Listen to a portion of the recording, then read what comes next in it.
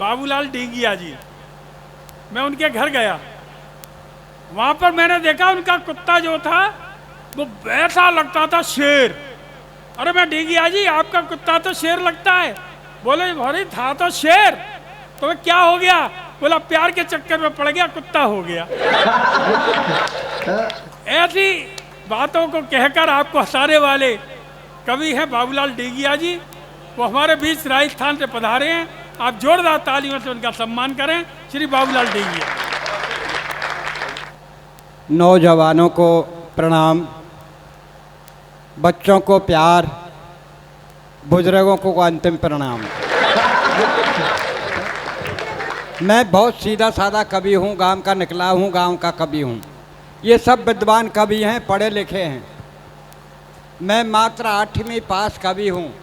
ये विद्वान कवियों ने पढ़ लिख के कोई तीर तो मारे ना है, कर कब रहे बाका में मैं 8 ही पास कर रहा हूँ। और भाई साहब, जिस आदमी के घर में कुछ नहीं चलती वो लोग कभी कब सम्मेलन में आते हैं, उनको संचालन पकड़ा देते हैं जिनके घर में कुछ नहीं चलती। बढ़िया बढ़िया।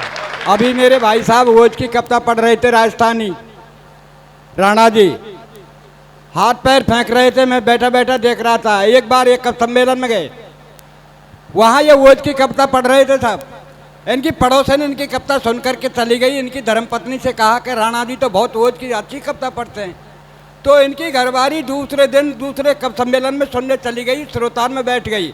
राणा जी ने कविता पढ़ना शुरू किया, क्योंकि वोज के कवि थे साहब, वोज की बात करेंगे तो कि हम धरा बदल देंगे, हम गगन बदल देंगे।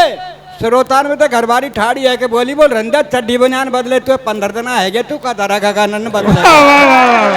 तो भाई अपन तो हंस के कवि हैं। अमंतना हमारी धर्मपत्नी ने कहा, बोले तू ऐसा कर, ये हाथ लिखना बंद कर दे। तो मैंने कहा क्या लिखूं? बोले वोज लेके मैंने वही में बोझना है, तो वोज क्या लिखूंगा? तो भाई साहब मैं तो सीधा साधा कवि हूँ, ना कोई ज्यादा भूमिका बनाऊं। सुबह घर से चला तो मेरी धर्मपत्नी ने कहा कहाँ जा रहे हो? मैंने कहा उत्तर प्रदेश। बोल ठीक है चले जाना, थोड़ा सा डिनर कर जाना। और मैंने कहा पगली डिनर तो शाम के भोजन को कहते हैं। घरवारी बोली शाम को ही दलिया तो है और खास के तेरे लिए रखा है। मैंने कहा क्यों? बोल रहा है हम कुत्ता महोदय को मुझे फेंकना पड़ता है, इसलिए आप डिनर ही करते हैं। भाई साहब मैं बस अड्डे पे आया, कंडक्टर बुरी तरह चिल्ला रहा, बाबा कहाँ जाएगा, बाबा कहाँ जाएगा। भाई साहब एक ने ये हाथ पकड़ा, एक ने बुरी तरह मुझे खींचने लगे। मैंने गुस्से में कह दिया स्वर्ग जाऊंगा, ले चलेगा। तो ड्राइवर बोले बाबा आजा मेरे पहिया के नीचे, तो आज ही स्वर्ग पहुंचा दूँ। मैंने कहा वो ड्राइवर तेरे 64 दांतन ने तोड़ दूंगा, ड्राइवर तेरे 64 दांतन ने तोड़ दूंगा। कंडक्टर बोला बुड्ढे क्यों झूठ बोलता है, कहाँ है इसके 64 दांत? मैंने मुझे पता है, बीच में तू भी तो बोलेगा 32 तेरे और 32। वाह वाह वाह वाह। भाई साहब उसमें बैठा, उसमें अनिल जी बैठे। मैंने कहा अनिल जी विकलांग हूँ, बैठ जान दो। बोल पीछे जा। भाई साहब आगे जा, पीछे जा। 15 मिनट हो गए, किसी ने बैठने को जगह नहीं दी। ड्राइवर बहुत अच्छा था, जाने कब से मेरे को देख रहा। बोला बोल बाबा क्यों होते हो परेशान, आओ बोनट खाली है, बोनट पर बैठ जाओ। भाई साहब मैं ड्राइवर के पास बोनट पर बैठ गया। बस चली, 5 किलोमीटर पर रुकी। कारोई पेंट, कारी बुरसट, कारी चश्मा, देखने में सचमुच ऐसी लग रही थी करिश्मा। बस में चढ़ी, 1 मिनट खड़ी हुई। अनिल जी बोले मैडम कब तक खड़ी रहोगी? लो मैं सरकता हूँ, बैठ जाओ।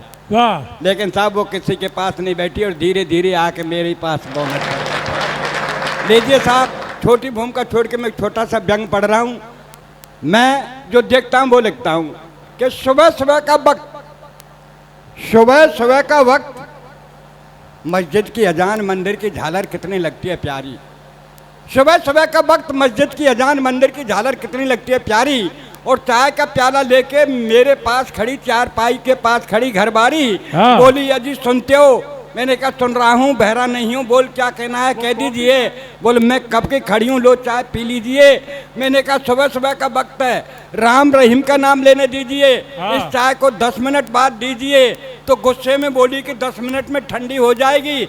मैंने कहा कम वक्त तेरी उम्र 60 साल की है गई, तू अब तक ठंडी ना है पाई तो का चाय 10 मिनट। वाह वाह वाह वाह। मैंने कहा कम वक्त तेरी उम्र 60 साल की है गई, तू अब तक ठंडी ना है पाई तो का चाय 10 मिनट में ठंडी हो जाएगी। इतनी कहने पर गुस्से में तेज कमरे से बाहर आके बड़े जोर से रोने लगी।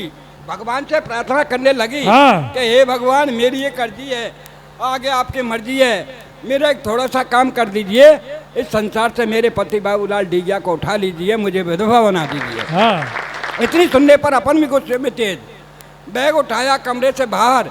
घरवाली बोली कहाँ जा रहे हो भरतार? मैंने क्या आत्महत्या करने? क्या आत्महत्या करनी है तो जल्दी कर लीजिए, आपके ही हित में होगा, और 4 दिन पीछे मरा तो तेरा दाह संस्कार नहीं होगा। मैं बोला कैसे?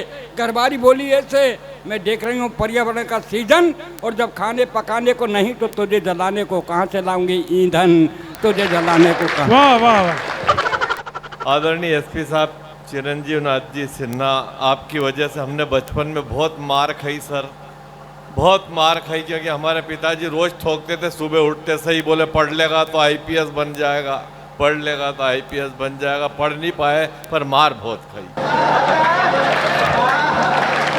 बहुत बढ़िया आदरणीय, क्या आपका तो ये बोर्ड देख के ही दीवाने हो गए, जो भाजपा में होगा सवेरे कांग्रेस में चला जाएगा। आपका इतना बढ़िया बनाया आपने। और आपके नेताजी का विवाह नहीं हो रहा है, जैसे जैसे हमारे कहते हैं, अभी चंद्रगुप्त विक्रमादित्य जी कहते रहते हैं महीने 2 महीने में कब विवाह कर लो, और ठीक वो तैयार होते ही है ना कहीं की महिला अपने हस्बैंड को टपका देती है, फिर उनका विचार बदल जाता है कि कोई बात जैसा है कर लेंगे। को राजनीति से सर कोई मतलब नहीं है। राहुल जी हमें भी बहुत अच्छे लगते हैं। हमारे यहाँ खरगोन आए थे, भारत जोड़ने गए थे तो, और उनके पीछे खड़गे जी थे, उनके पास थैला था कंधे पे। मैंने कहा जा रहा राहुल जी? बोले भारत जोड़ने निकले। मैं किसने जोड़ा? बोले नाना जी तोड़ गए, दिमाग खराब हो गया। मैंने कहा तो काय से जोड़ोगे? कोई सामान लाए? फेविकॉल फेविक्विक? बोले वो जोड़ते काय से? ये खड़गे जी को पता, सामान उनके पास है। मैंने कहा फिर भी क्या है? बोले उसमें 10-20 तो हरे दुपट्टे हैं, 10-20 भगवा दुपट्टे हैं, कहीं क्रास व्रास की जरूरत पड़ जाए तो वो टांगना, सब सामान उनके पास है। अपने को तो वो देते हैं, और अपन कभी कभी वो धोती भी बांध लेते हैं जिसका विज्ञापन अभिषेक बच्चन कर रहा है। तो ये स्थिति है। तो वो मिल गए। मैंने कहा फिर भी जोड़ोगे तो जनता से क्या बोलोगे? अरे बोले महंगाई है तुम्हारे मोदी जी के राज में। मैंने कहा महंगाई तो है, क्या क्या महंगा? बोले पेट्रोल महंगा, डीजल महंगा। मैंने कहा और? बोले आटा भी 40 रुपये लीटर है। मैंने कहा आटा 40 रुपये लीटर कहाँ पे? बोले पाकिस्तान में। अरे तो मैंने कहा अपन तो भारत के हैं। बोले लेकिन मोदी जी कहते हैं वसुधैव कुटुंबकम, हमको चिंता पूरी दुनिया की करनी है। अरे तब मैंने कहा पाकिस्तान में भी चलो आटा, लेकिन 40 रुपये लीटर कैसे? अरे बोले पाकिस्तान में बाढ़ आई थी। मैं हाँ, आधा पाकिस्तान डूब गया। मैंने कहा डूबा? दुनिया जानती है गरीबी में आटा गीला। बढ़िया बढ़िया बढ़िया। अब जब आटा गीला हो गया विक्रमादित्य जी, तो भले आप हो तोलना तो उसको नाप के ही देना पड़ेगा, लीटर से तोलने का काम खत्म हो जाता है। तो अपने को उससे कोई दिक्कत नहीं थी। एक आदमी दुलंडी के दिन मफतलाल जी मेरे घर आया, उस टाइम आप ससुराल गए थे, आप नहीं थे घर पे।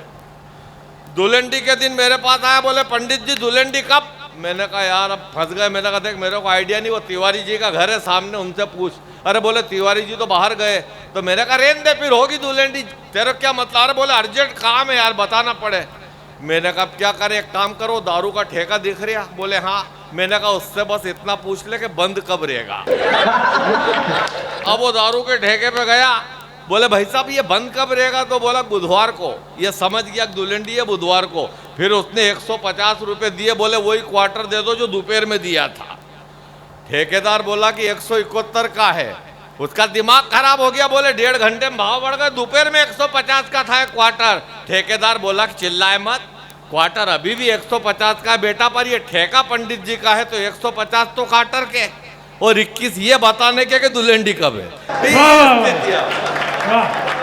बढ़िया, ये कोई दिक्कत नहीं है हमारे यहाँ, बहुत बढ़िया। अब रेखा गुप्ता आ गई है दिल्ली में, केजरीवाल जी का मन ही नहीं लग रहा घर में, इतना रुपया लगा के घर बनाया ढंग का है कि नहीं। अच्छा हमारे गांव के भोले लोग हैं विक्रमादित्य जी। एक लड़का मेरे पास आया, बोले कि यार ये तो इनके यहाँ तो भगत सिंह का फोटो लग रही है। मैं हाँ, अरे उसके बाद भी ये तिहाड़ जेल में। मैंने कहा यार फोटो से क्या होता है? मैंने कहा दारू का घोटाला है, उसमें जेल गए।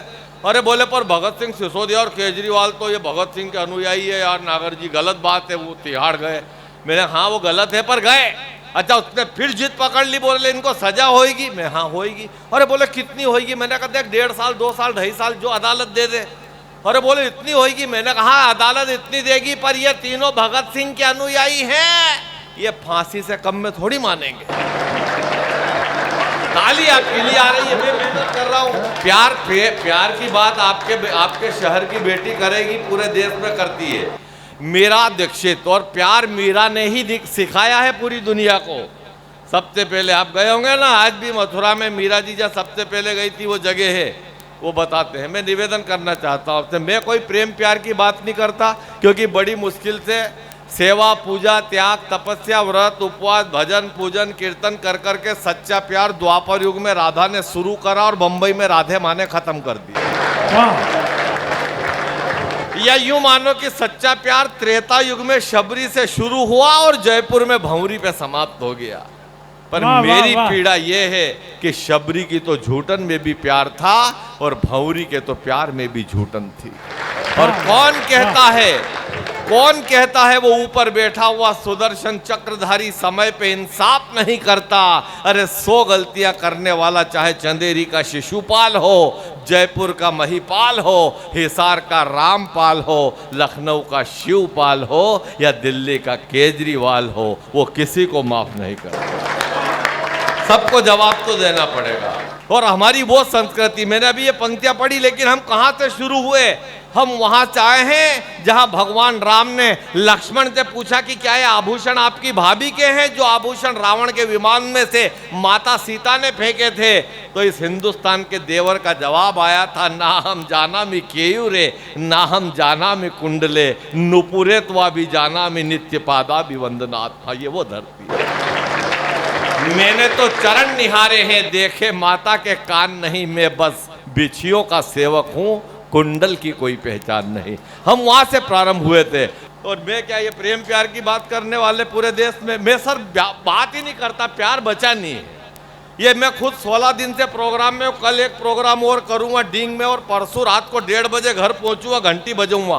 पहले तो मेरी मिसेज भीतर से झांकेगी, फिर अपनी एक ही लड़की उससे बोलेगी, देख बेटा मेरा शक सही था, तेरा पापा ही आया। अब 17 दिन बाद बाप कहाँ जाएगा आप बता। जब फाटक खोलते से एक ही बात पूछेगी, रोटी खाओगे क्या? वहाँ हाथरस में भंडारा था तो 3 बाटी उठा लाया था। हाँ, ताली नहीं आ रही है आपकी, मैं मेहनत पूरी कर रहा हूँ। 3 बाटी उठा लाया था, एक छोरी खाएगी, एक मैं खाऊं, एक तू खा, मत बना। देवी तू 1 गिलास पानी लिया, क्यों पियोगे क्या? पानी कोई पीने की चीज है, गला चेक करेंगे कहीं से लीकेज दिख रही है। ये हालत है घर की। ये प्यार कहाँ है? अब अगर घर में प्यार बचा होता तो ये सब लोग पागल थे जो रात भर यहाँ बैठते, घर में रहते नहीं। बहुत बढ़िया, बहुत बढ़िया। सब घर रहते, पर इनने कहा चलो इससे एक रात तो पीछा छूटे, कल फिर देखेंगे निपटेंगे।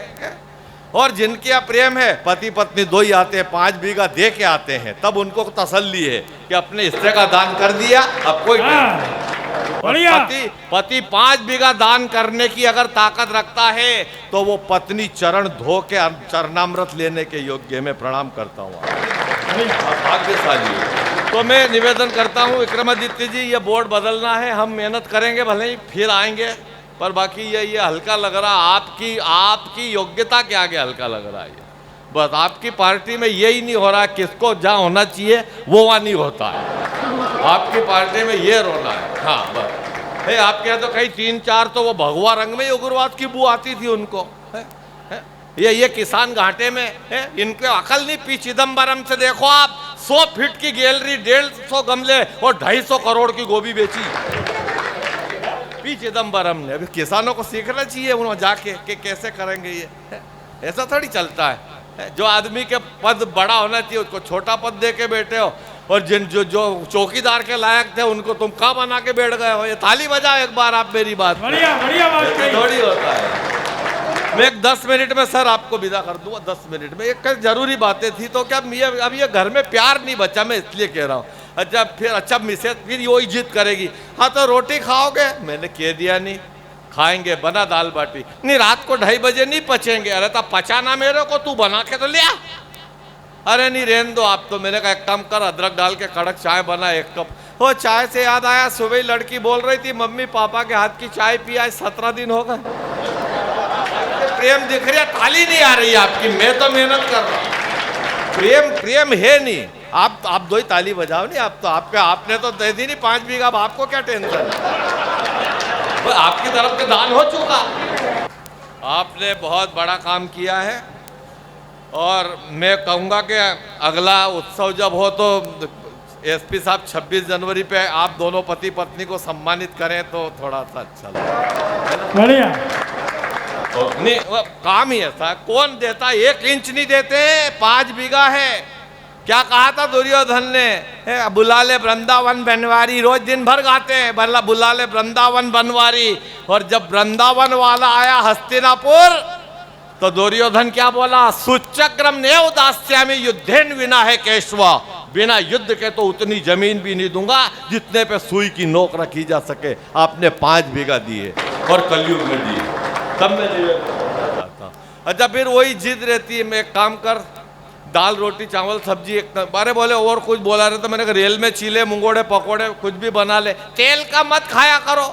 आलू बड़े बना ले, आलू बादी करते तो दही बड़े बना ले, दही से गला खराब होएगा। अच्छा मूंग की दाल चावल की खिचड़ी, देखो कोरोना फिर आ गया है, तुम कहाँ बैठे थे? बहुत बढ़िया। तबीयत तो ठीक है, अरे तो एक काम कर साबूदाने खीर बना ले। हाँ साबूदाने खीर जरूर बनेगी पर याद रखना दूध कम है, फिर चाय नहीं मिलेगी। कहीं से प्रेम दिख रहा? ताली फिर भी नहीं आ रही, मैं मेहनत कर रहा हूँ। चुनाव थे हमारे यहाँ, चुनाव थे तो वो चुनाव में क्या ग्राम पंचायत के चुनाव थे। अब वो महिला सीट सरपंच की, तो सुबह ही सुबह आने लग गए उम्मीदवार। सुबह ही सुबह 5 बजे एक महिला सरपंच का हस्बैंड आया, मैं उठा ही नहीं ढंग से, आके बोला मिसेस का ध्यान रखना। एक मिसेस का ध्यान? किसकी मिसेस? नहीं मेरी मिसेस, तेरी तो ध्यान में क्यों रखूं?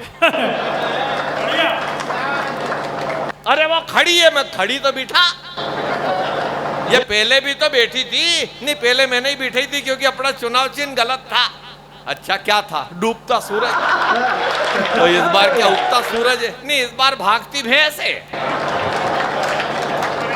मैंने कहा क्यों रे घोंचू, सर 4 मिनट में रियली कर दूं।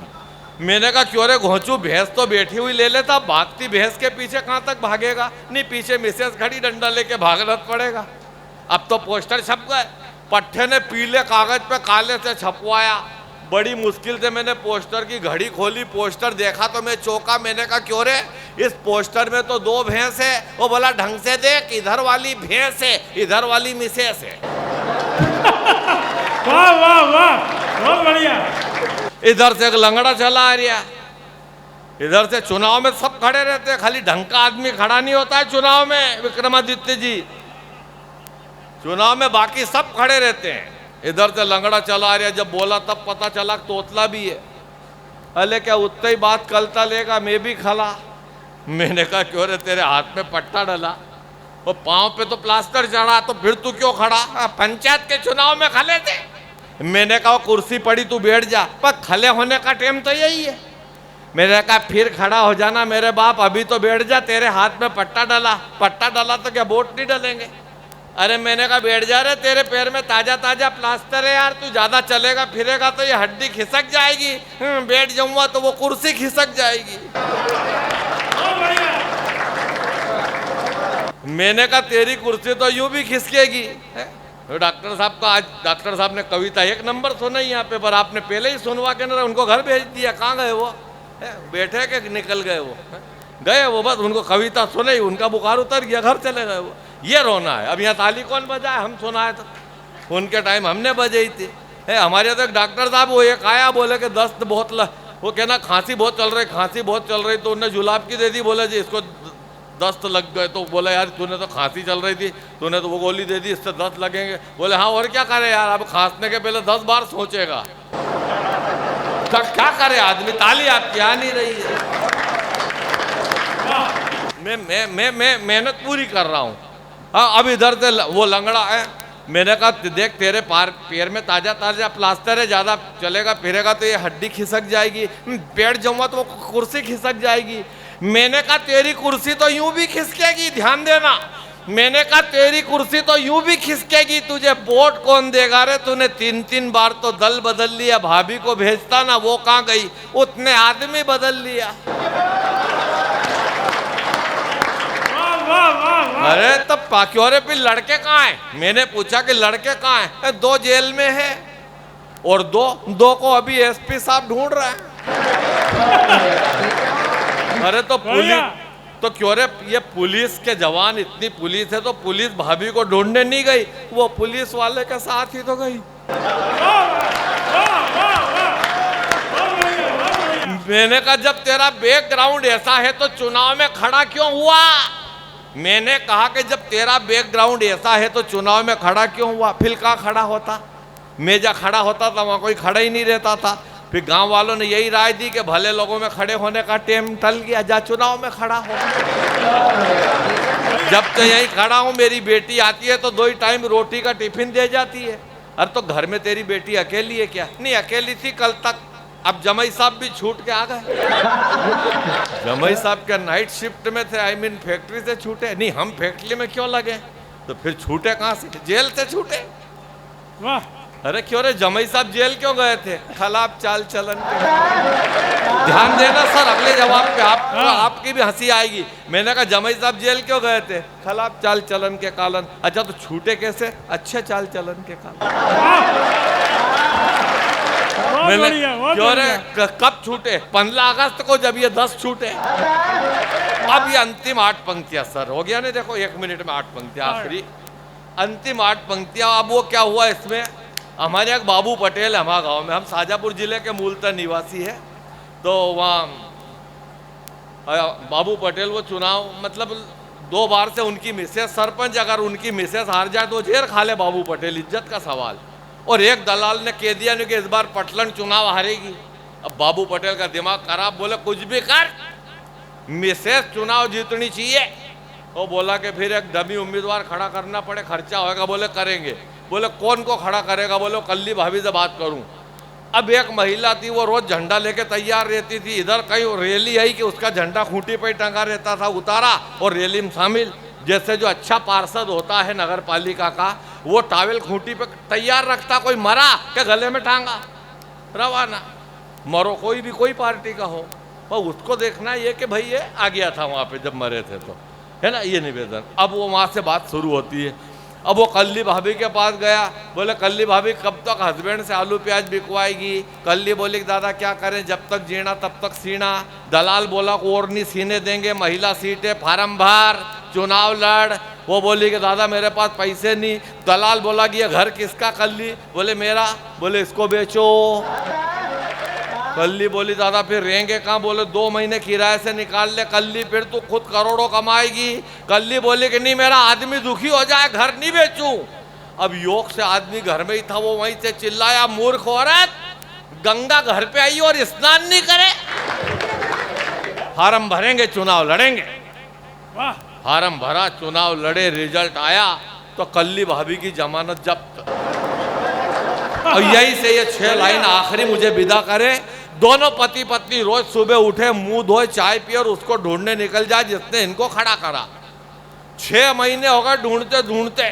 6 महीने बाद उस दलाल पे कल्ली भाभी के हस्बैंड की नजर पड़ी। तो कल्ली भाभी के हस्बैंड की पीड़ा कैसे व्यक्त हुई होगी। हम 78 साल से वोट डाल रहे हो, कई बार गलत लोगों को हमने चुनाव जिताए हैं। मैं निवेदन करना चाहता हूं, अबे ओ चोर, तू चोर, तेरा बाप चोर, गुंडे, हरामखोर, लुच्चे, चालाक, दल बदलू, दगाबाज, बेवड़े, भीतर घाती। क्यों रे, उजाले में पंजा, अंधेरे में हाथी, साइकिल में पोता और कमल में नाती। फार्म भरा उस दिन तो खूब नाचा ढोल पे, झंडे बैनर टांगने भी खुद चढ़ा था पोल पे। बस 9 दिन की नौटंकी थी पर खूब हाकी डींग, और फिर ऐसे गायब हुआ जैसे सपा से अमर सिंह। अरे 5 दिन के रेंदो ताली में कर लूंगा, मेहनत में मेहनत करूंगा। हाँ एक बार ढंग से बजा दो तो ये आखिरी 4 लाइन है। 5 दिन के प्रचार में ही कर दिया खड़का, जेब में पैसे ही नहीं। 5 दिन के प्रचार में ही कर दिया रे कड़का। काजू करी, मटर पनीर, पराठे पे मक्खन और दाल तड़का। 9 बजे कचौड़ी, 10 बजे समोसा, 11 बजे मांगता था इडली और डोसा। सूप के बाद स्प्रिंग रोल, बर्गर के बाद पिज्जा, काजू के साथ अखरोट, बादाम के साथ पिस्ता। नखरे तो इतने किए कि तूने कोल्ड कॉफी तक उबाल के पी। ध्यान देना, अगली लाइन पे व्यंग हो गया हो तो ये व्यंग की धरती है। काका हाथरसी ने जहाँ जन्म लिया है वहां भूमिका बताने की कोई जरूरत नहीं होती। नखरे तो इतने किए कि तूने कोल्ड कॉफी तक उबाल के पी और आज इतना कड़वा कैसे हो गया? अरे तूने तो शहद भी शक्कर डाल के पी। वाह वाह वाह वाह वाह। और क्या बोला था तू कि तेरी लॉटरी खुल जाएगी, बस 5 लाख खर्च कर दे फिर कल्ली भाभी करोड़ों कमाएगी। तूने 5 लाख का कर्जा करवाया, 50,000 तो ब्याज में ही ठुकवा दिए। मकान बेचने के बाद रुपये कम पड़े तो गाय भैंस बैल बाद में बर्तन बिकवा दिए। और वोट देने कोई नहीं आया। हाँ, कल्ली को सांत्वना देने पूरे मोहल्ले की औरतें जरूर आई। ये वो 4 मुर्गियां बची थी रे, वो उनके वेलकम में निकल गई। वाह वाह। धूर्त शिरोमणि मुझे विदा करे। अंतिम 2 पंक्तियां। धूर्त शिरोमणि, तूने मुझे चने के झाड़ पे चढ़ा दिया कि और आधे वार्ड के वोट गिनवा और पूरी ग्राम पंचायत का चुनाव लड़ा दिया। 2226 वोट उंगली पे गिनवा दिए। 1 अब्बू का, 2 दुबे के, 3 त्रिवेदी के, 4 चतुर्वेदी के, 5 पंचोली के, 6 छेदी लाल के, 7 सलीम के, 8 मुनीम के, 9 नई के, 10 कतई के, 11 गणेश के, 12 ब्रजेत के, 13 तेली, 14 तबोली, 15 अल्लाह बेली। 2.5 घंटे तक गिनने के बाद बोला था तू कि कल्ली भाभी आ रही है 221 वोट से जीत कर। अरे ये तेरी उंगलियां है कि ए राजा का कंप्यूटर। कल्ली की तो जमानत भी गई और मेरी खुद की हालत सहारा के ग्राहकों जैसी हो गई। जिस दिन वोटों की गिनती हुई उस दिन मैं शर्म के मारे धरती में गड़ा था। और तू तो उस दिन भी दारू पी के फुंदी बाई के घर में पड़ा था। जय हिंद, जय भारत। बहुत बहुत शुक्रिया। बहुत शानदार कार्य पाठ किया। काका हाथरसी जी की पावन धरा को प्रणाम करता हूँ। निर्भय हाथरसी जो हास्य के मंदराचल थे, उनको रायबरेली की ये हास्य की गिट्टी प्रणाम करती है। जितना हल्के में बोरा साहब ने हमको निपटाया है गुरु, नरकंकाल उतना हल्का नहीं जितना तो समझ रहे हो। हल्के को हल्के में ही निपटाया जाएगा। नहीं, हमारा नहीं, नहीं। हल्का है, मैं हमारे हल्के में ऐसे ही निपटेगा हल्का।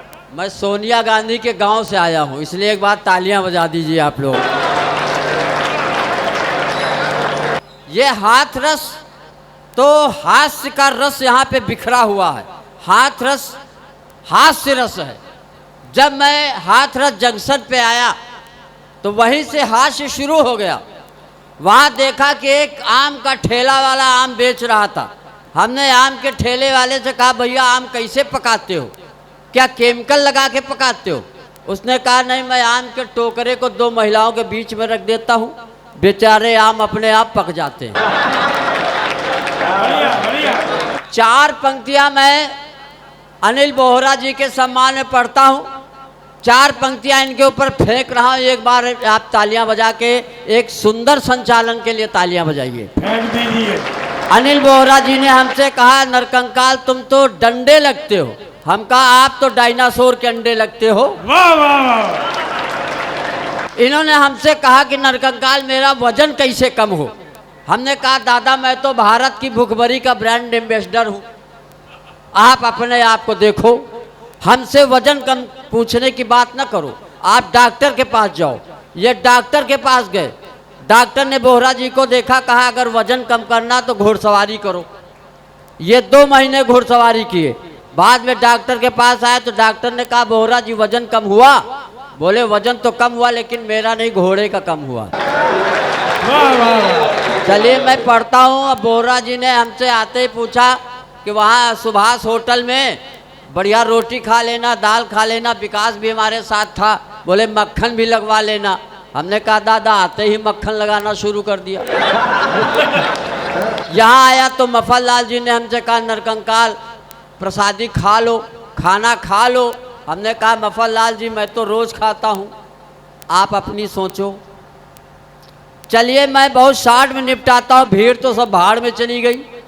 लेकिन निवेदन करता हूँ, आप कोई तब तक नहीं उठेगा जब तक भगवान न उठाओ। एक बार तालियां बजा दीजिए, मैं अपना कार्य पाठ शुरू करता हूँ। इतने खामोशी में नरकंकाल को लगाया है। हमारा नंबर था।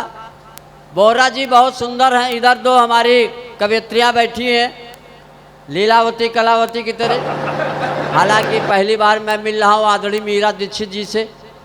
हालांकि इसके पहले मैं माधुरी दीक्षित का फैन था। ये सलोनी है, सुहानी है, बिल्कुल माधुरी दीक्षित की जेठानी है। एक बार इनके समान। वाह वाह आप आंसू कवि हैं तो हम धांसू कवि हैं, वाह, हल्के में न लीजिए। चलिए मैं पढ़ता हूँ और थोड़ा सा आपको हंसाने का प्रयास करता हूँ। अब आप बीरा दीक्षित के फैन हो गए हैं। नहीं नहीं, हम आपके भी फैन हैं, लेकिन आपके हम जो सीलिंग फैन हैं। नहीं, हमारे फैन हो तो कहाँ भटक रहे हो, क्यों नहीं हमारे कमरे में लटक रहे हो? अरे तो हमारे माल को आप काहे गटक रहे हो? ये तो माल पर जिसका कब्जा होगा, पुलिस कप्तान जिसके साथ होगा उसका माल होगा। कप्तान साहब और एसडीएम साहब दोनों लोग चले गए और बहुत अच्छा लगा। अभी विकास बैरागी को पढ़ाया गया, विकास के विषय में बता रहे थे कि ये विकास वो विकास, लेकिन एक विकास मैं बताता हूँ। यहाँ हाथ रस में आया तो एक लड़का मिला, हमने कहा क्या नाम? उसने कहा चिंटू। हमने कहा कितने भाई बहन? उसने कहा 11। 5 भाई 6 बहनें। हमने कहा पिताजी क्या करते? उसने कहा यही करते। तो ये भी एक विकास है। इस विकास के नाम पे तालियां बजाइए। अच्छा तालियां रहने दो, कोई ज़रूरत नहीं है। हम अब बार बार तालियां बजाने के लिए नहीं कहेंगे, हम बहुत संकोची स्वभाव के आदमी हैं। बार बार तालियां मत बजाइए, केवल कविता सुन लीजिए। सारथी परिवार का बहुत बड़ा, और ये हमारे आदरणीय विक्रमादित्य जी कहाँ चले गए? अगर ये चंद्रगुप्त हैं तो मैं चाणक्य हूँ, अगर ये विक्रमादित्य है तो मैं बैताल हूँ, वास्तव में मैं लगता नरकंकाल हूँ। कुछ पंक्तियाँ पढ़ता हूँ दादा। हाँ स्वागत है, स्वागत। आजकल हमारे देश में क्या, अभी वो हमारे आदरणीय अशोक नागर जी प्रेम पे प्यार पे बहुत कुछ सुना रहे थे, लेकिन बिहार में एक ऐसी घटना घटी कि कुछ पंक्तियां हमने लिखी, सुनिएगा विकास। स्वागत है, स्वागत।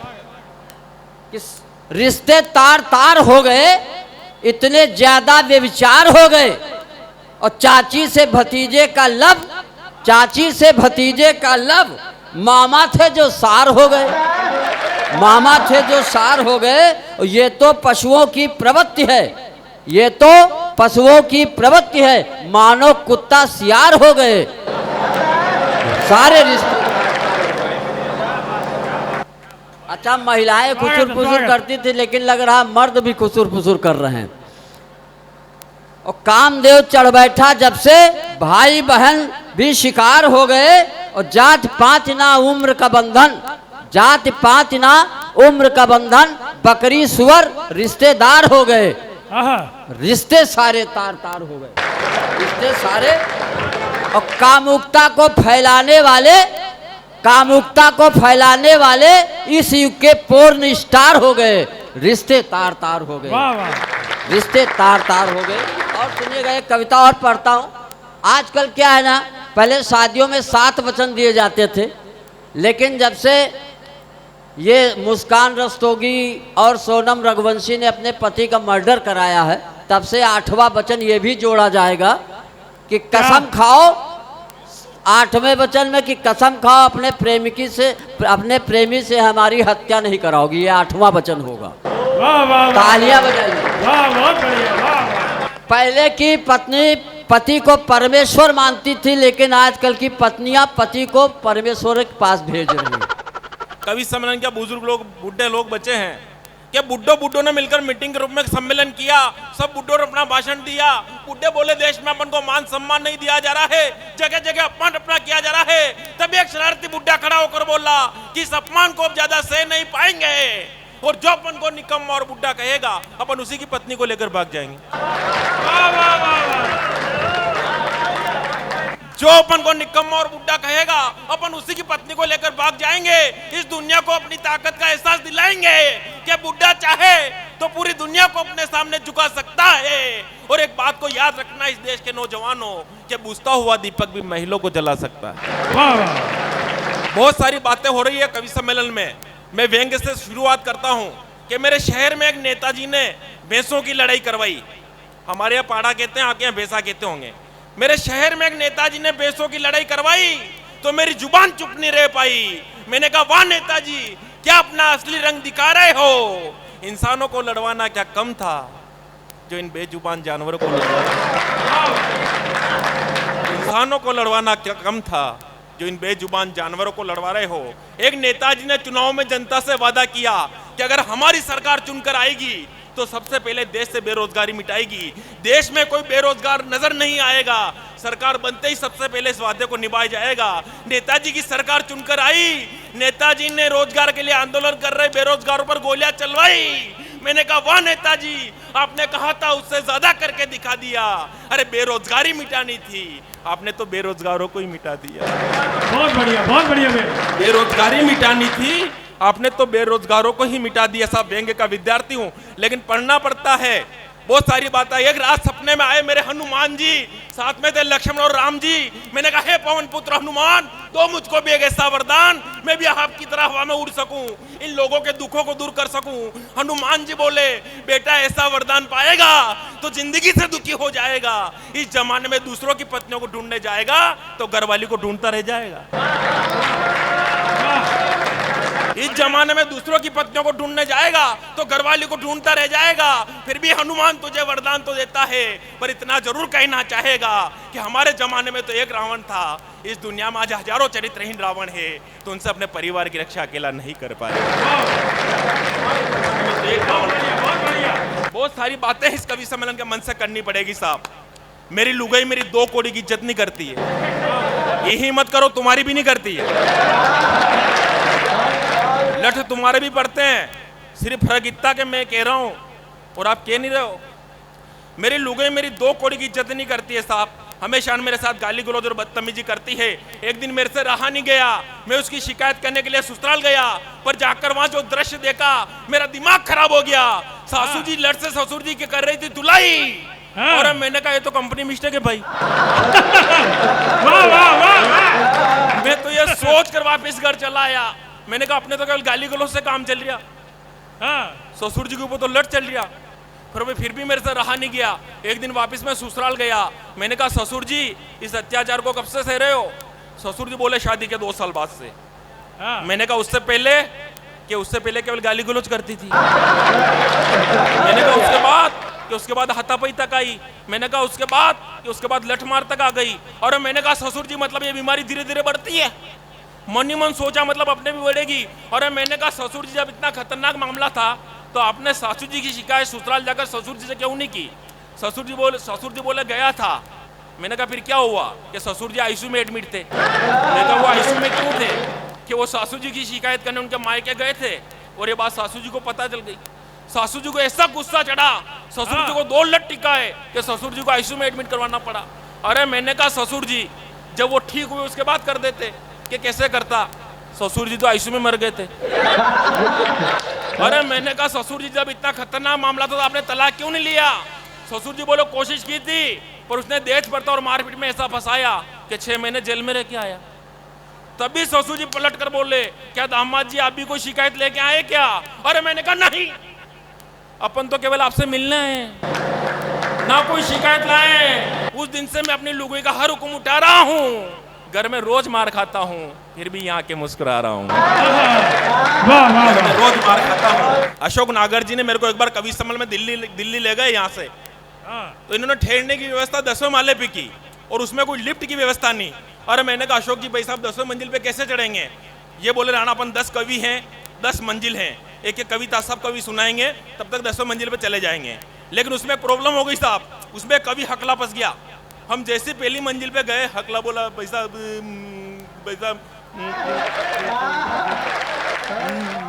मैं सुनाऊं? मैंने कहा चुप, बहुत देर लगागा तू। 4थी मंजिल पे पहुंचे फिर हकला बोला भाई साहब मैंने कहा चुप, बहुत देर लगागा तू। 8वीं मंजिल पे पहुंचे फिर हकला बोला भाई साहब मैं सुनाऊं? मैंने कहा चुप, बहुत देर लगागा तू। 10वीं मंजिल पे पहुंचे फिर हकला बोला भाई साहब मैंने कहा सुना दे। वो बोला मैं सुना नहीं रहा था, ये कह रहा था कमरे की चाबी नीचे भूल गए।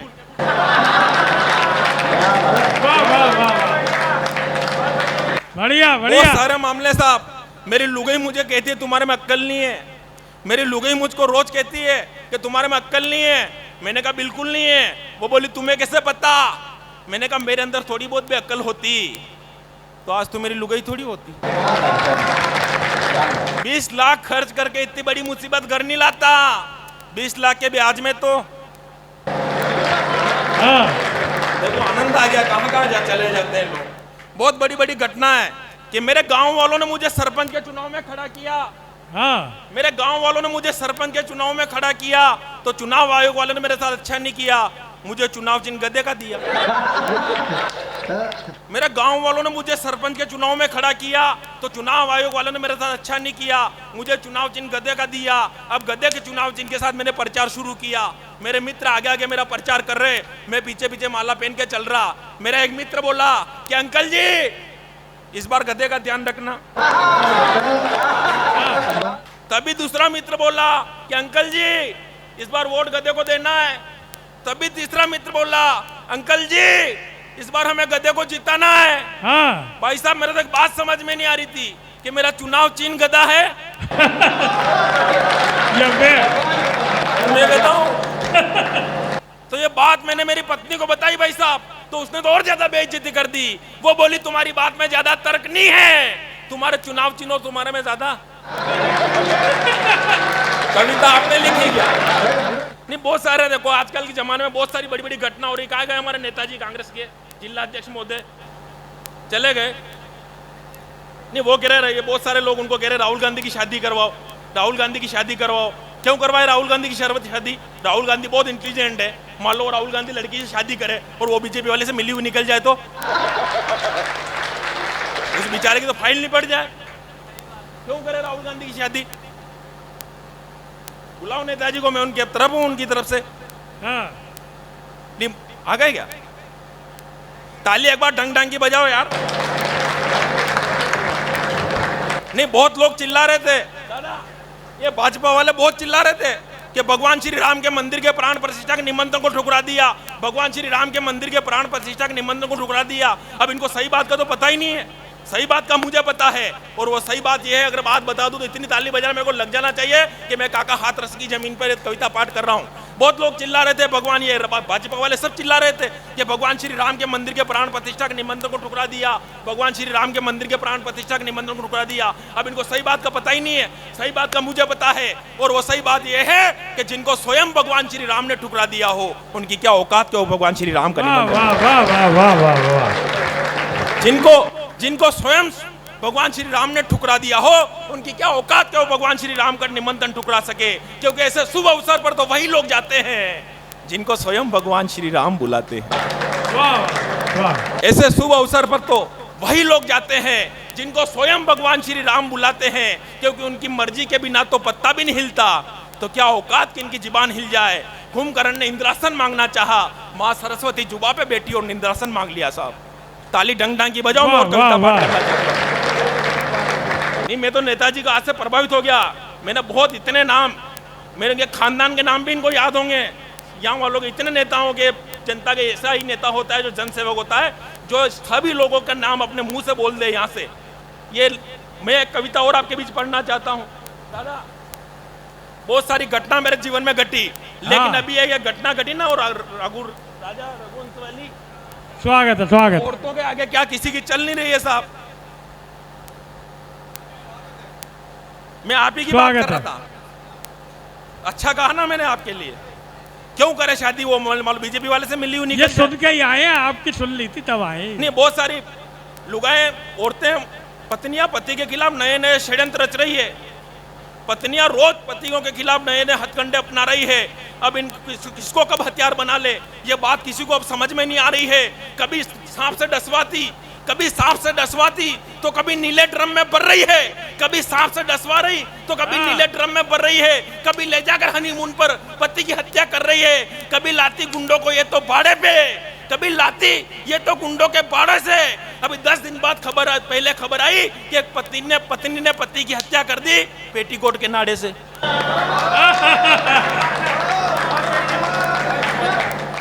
बोलो बांके बिहारी लाल की जय।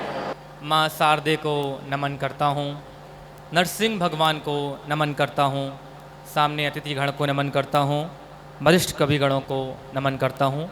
साहित्य की इस पावन धरा को मैं प्रणाम करता हूँ। खाली जगह पर बैठी पवित्र आत्माओं को प्रणाम करता हूँ। यहाँ पर छोटे छोटे अणु और परमाणुओं को प्रणाम करता हूँ। डिटॉल से बचे हुए 1% कीटाणुओं को भी प्रणाम करता हूँ। वाह वाह वाह। आप सभी मेरे लिए 56 करोड़ बराबर हैं, क्योंकि एक एक प्यारा जो श्रोता होता है वो 10 लाख बराबर हम मान लेते हैं। तो दिल से सुनिएगा, हम दिल से सुनाने का प्रयास करेंगे। स्वागत। 4 पंक्ति से अपना परिचय देता हूँ, वैसे तो दादा दे चुके हैं, और सुनिए कि हम बैरागी बड़े बिचारे, मत पूछो किस्मत के हारे, यतन कर लिए हमने सारे, फिर भी बैठे अभी कुंवारे। दौलत चाहिए न हमको शोहरत चाहिए, हमको तो केवल और केवल औरत चाहिए। वाह बढ़िया। किस्मत का हारा हूँ, इसीलिए कुंवारा हूँ। और सबसे ज़्यादा छंद मैंने पति पत्नियों पर लिखे हैं, हाँ। क्योंकि जिस मोहल्ले में पति पत्नी ज़्यादा झगड़ा करते हैं, उस मोहल्ले में हम जैसे कुंवारे शादी करने से डरते हैं। कुछ काम नहीं होता, बस यहाँ वहाँ झांकते रहते हैं और छंद लिखते रहते हैं। तो सुनिए कि होती यदि सर्दी जुखाम की बीमारी मुझे, पानी को गर्म कर खूब भाप लेता हूँ। झगड़ा कभी किसी से करता नहीं हूँ, क्योंकि स्वयं की ताकत को पहले आंक लेता हूँ। और कुछ अवगुण मेरे भीतर भरे हुए हैं, किंतु मीठी बोलियों से उन्हें ढांक लेता हूँ। और मेरी तो शादी के अभी फेरे ही नहीं पड़े हैं, इसीलिए दूसरों के घर झांक लेता हूँ। और जब एक घर झांका तो वहां क्या छंद प्रकट हुआ, सुनिए कि एक दिन पति बोला पत्नी से, प्राण प्रिय मौसम में सुहाना आज पकौड़े बनाइए। पत्नी ने कहा पहले वादा आप याद करो, महंगा वाला आईफोन आज ही मंगाइए। पति बोला थोड़ा धैर्य रख लो सनम, किंतु पत्नी ने कहा तो फिर साड़ियां दिलाइए। और यदि ऐसा नहीं कर सकते हो आप, पास वाले नाले में ही डूब मर जाइए। वाह वाह वाह वाह। एक तो देखिएगा, एक विडंबना है कि आजकल शादी में लड़कियां क्या मांगती हैं, जिसके कारण लड़के कुंवारे रह जाते हैं। सुनिएगा, आपके सामने रखता हूं कि लड़कियों की मांग क्या है आजकल। कि कोयले से भले काला किंतु सरकारी वाला, जोरू का गुलाम वाला बाबू सोना चाहिए। रोज पैर को दबाए दिल कहीं ना लगाए, मुझ में ही हर दम उसे खोना चाहिए। और बात को हमेशा माने और उंगली पे नाचे, हंसती रहूं मैं और उसे रोना चाहिए। काम करे रात दिन धोता रहे बर्तन, जिंदगी में ऐसा वाला पति होना चाहिए। जिंदगी में ऐसा वाला पति, ये आजकल की स्थितियां हैं लड़कियों की। और देखिए कि पति पत्नियों की बात कर रहा था, जब एक घर झांका तो वहां से क्या छंद प्रकट होता है, सुनिएगा कि एक पति पत्नी के बीच हुआ झगड़ा तो पति ने कहा कि तेरी सौतने को लाऊंगा, पल्लकों पे उसको बिठा के मैं रखूंगा। सुन, साड़ियों के ढेरे उसके लिए लगाऊंगा, उसका ही नाम रात दिन जपता रहूंगा, प्यार वाले गाने उसे गाकर सुनाऊंगा। अकल ठिकाने सारी आएगी तुम्हारी, जब सौतने को ला कर के सबक सिखाऊंगा, सौतने को ला कर के सबक सिखाऊंगा। पत्नी ने कहा स्वामी गजब की फेंकते हो, पत्नी ने कहा स्वामी गजब की फेंकते हो, पहले बतलाओ पीछा कैसे छोड़वाओगे। लॉकरी की चाबी तो मेरे ही पास रहती, सौतने का खर्चा कहाँ से तुम उठाओगे। अगर दिखाया रूप बेकराल मैंने, फिर हाथ पैर जोड़ करके मुझे मनाओगे।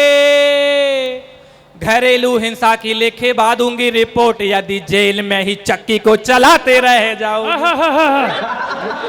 अगर वाकई लग रहा हो एक बार तालियां बजाइए, क्योंकि तालियां बहुत जरूरी होती है हम लोगों के लिए। और सुनिए कि माथे बिंदी प्यारी प्यारी, ओंठों पे लगी हो लाली, कानों में कुंवारियों के बाली होना चाहिए। बाग में महकते रहे अनेक प्यारे फूल, देखने को होनहार माली होना चाहिए। और ससुराल जाने को हमेशा करता हो मन, प्यारी वाली 4-5 साली होना चाहिए। करे जो हमेशा सेवा और जो खिलाए मेवा, जिंदगी में ऐसी घर वाली होना चाहिए। जिंदगी में वाह, ऐसी वाह, वाह, घर वाह। वाली होना चाहिए। बढ़िया बढ़िया। चलिए एक अंतिम रचना आपके सामने रखता हूँ, रील वाला। प्रयास करता हूँ आपको कुछ अच्छा देकर जाऊँ। सुनिए कि आजकल रील का ज़माना है। हम देख रहे हैं कि महिला वर्ग रील में बेतहासा पागल हो चुका है। तो एक पति की पीड़ा आपके सामने रख रहा हूँ, बिल्कुल ध्यान से सुनिएगा कि वो क्या कहता है। रखिए पति की पीड़ा। कि रील बन रही 24 घंटे, रील बन रही 24 घंटे, नहीं कर रही काम, चलाती दिन भर इंस्टाग्राम, चलाती दिन भर इंस्टाग्राम। रील देख कर सर दुखता है, रील देख कर सर दुखता है, ला दो झंडू बाम, चलाती दिन भर इंस्टाग्राम, चलाती दिन भर इंस्टाग्राम। रील बन रही 24 घंटे, नहीं कर रही काम, चलाती दिन भर इंस्टाग्राम, चलाती दिन भर इंस्टाग्राम। और देखिए इंस्टा पे लाख फॉलोअर्स, मोहल आपको बोलना है बीच में आहा तो आनंद आएगा। इंस्टा पे लाख फॉलोअर्स, आहा। इंस्टा पे लाख फॉलोअर्स, मोहल्ले में नाम नहीं है, और रील के अलावा इन्हें कोई काम नहीं है, और रील के अलावा इन्हें कोई काम नहीं है। जीवन की सारी खुशियों पर, जीवन की सारी खुशियों पर लगा है चक्का जाम, चलाती दिन भर इंस्टाग्राम, चलाती दिन भर इंस्टाग्राम। रील देख कर सर दुखता है, ला दो झंडू बाम, चलाती दिन भर इंस्टाग्राम, चलाती दिन भर इंस्टाग्राम। और देखिए किसी को भाव न देवे, रील वाली किसी को भाव नहीं देते, उनको मतलब होता है सिर्फ रील बनाने से।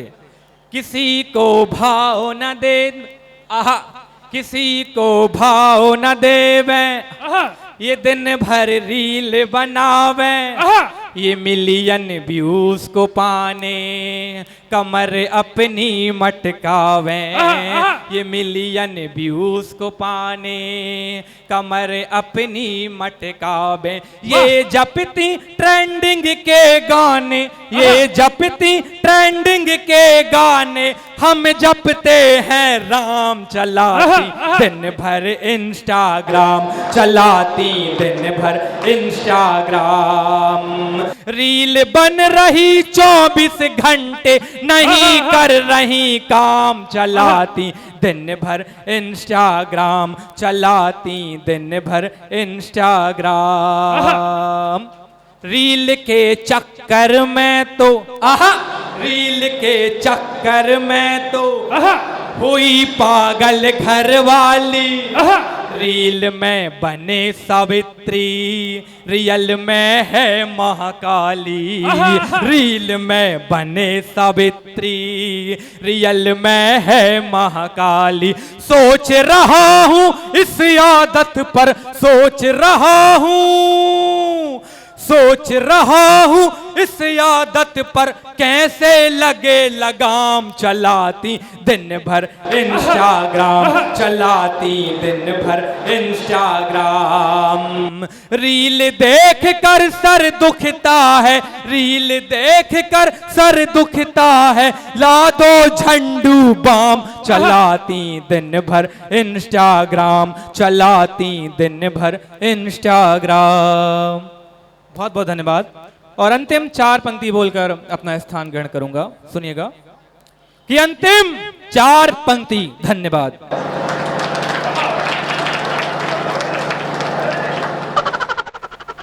माँ वीणा पाणी को नमन करती हूँ। मंच पर विराजमान सभी वरिष्ठ कवियों की गरिमामयी उपस्थिति को प्रणाम करती हूँ। आप सभी सुधीजनों की गरिमामयी उपस्थिति को राधे राधे। काका हाथरसी की पावन धरा को प्रणाम करती हूँ। सीधे सीधे 4 पंक्तियाँ अपने परिचय की आप सभी के मध्य रखती हूँ। मैं मंच का ध्यान चाहती हूँ, मुझे आप सभी का आशीर्वाद मिले। बेटी हूँ सशक्त भारत की, गीतोज के गाती हूँ। बेटी हूँ सशक्त भारत की, गीतोज के गाती हूँ। भारत की यश गाथा गाकर ध्यान खींच ले जाती हूँ। विश्व गुरु माना भारत को, बोलो भारत माँ की जय। विश्व गुरु माना भारत को, बोलो भारत माँ की जय। विश्व पटल पर देश बढ़ चला तब उन्नति सुनाती हूँ। पटल पर देश बढ़ चला तब उन्नति सुनाती हूँ। और 4 पंक्तियाँ इस पावन धरा को समर्पित करती हूँ।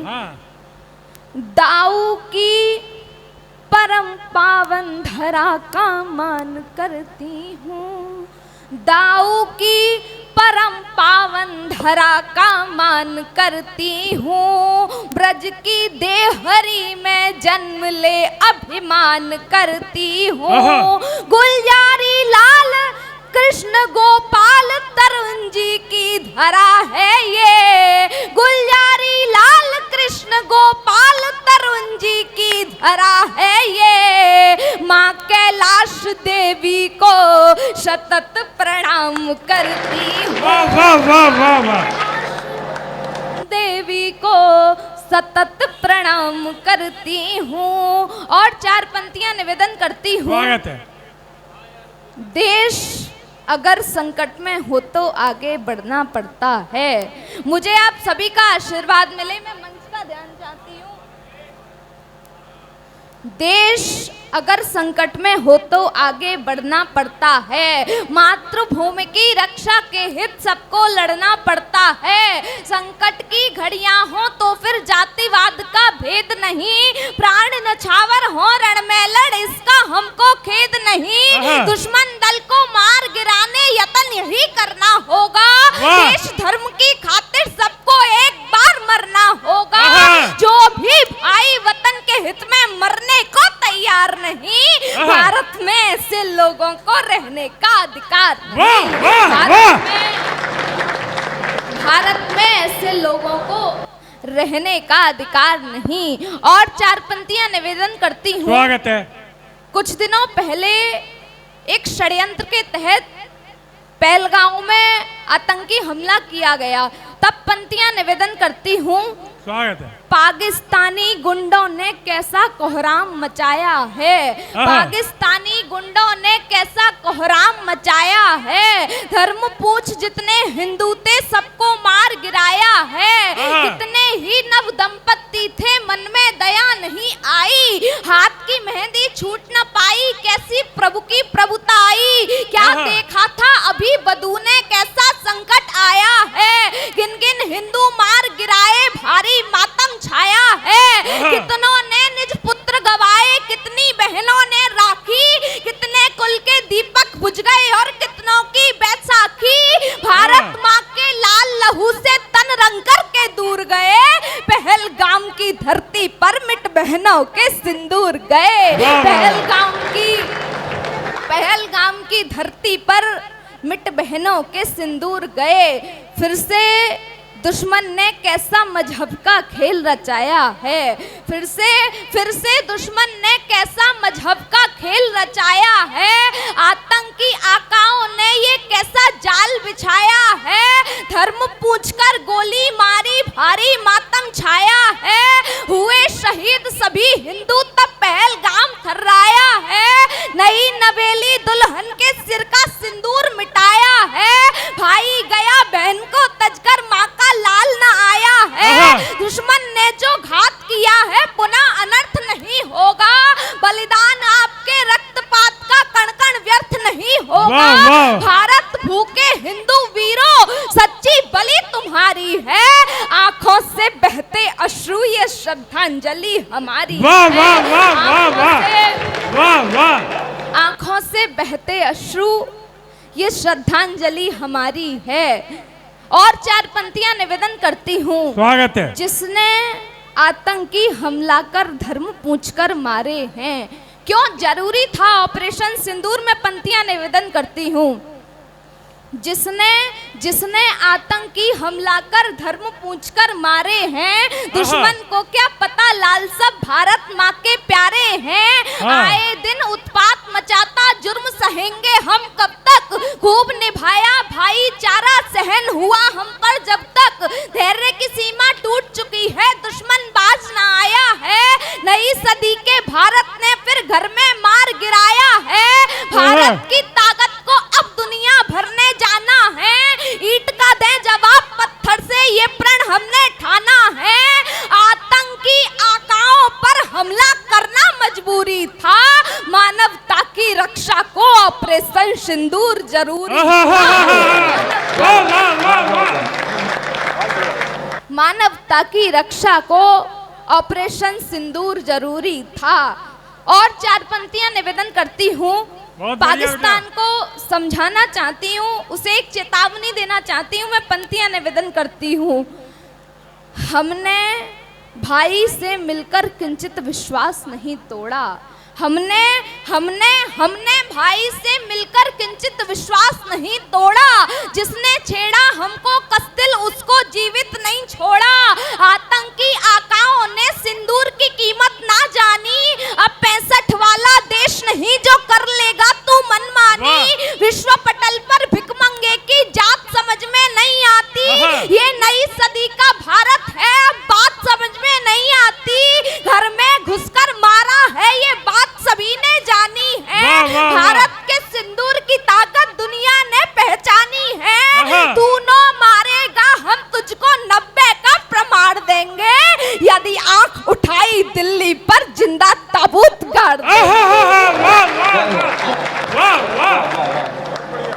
यदि आंख उठाई दिल्ली पर जिंदा ताबूत गाड़ देंगे। अंतिम 4 पंक्तियां निवेदन करती हूँ। कुछ लोगों ने कहा कि भारत को युद्ध विराम नहीं करना चाहिए था। तब पंक्तियां निवेदन करती हूँ, मुझे आप सभी का आशीर्वाद मिले।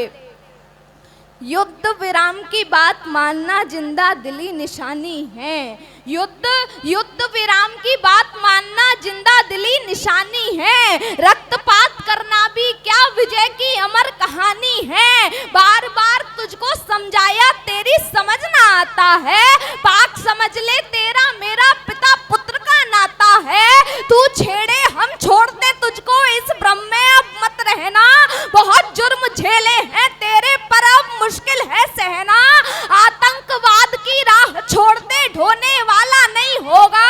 आदत से यदि बाज ना आया रोने वाला नहीं होगा। छाती पर चढ़ मारेंगे मन का नहीं आरत होगा। कलकत्ता से पेशावर तक भारत ही भारत होगा।